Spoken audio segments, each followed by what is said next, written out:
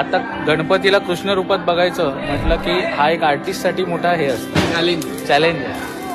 तो जसा बनवतो पण लोक एक्सेप्ट पण करतात. म्हणजे गणपती एक असा देव आहे की तो सगळ्यांना असं म्हणजे असं काही त्याचं सेपरेट हे नाहीये, तो सगळीकडे आहे आणि सगळ्यांना आवडतो. रेश मारताना श्वास थांबवायला इथून त्याच्या नजरेने जे लोकांकडे बघण्याची मजा आहे कमी लोकांना मिळते.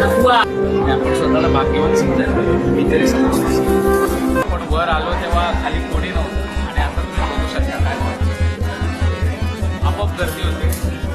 ताकद आहे पाहिजे.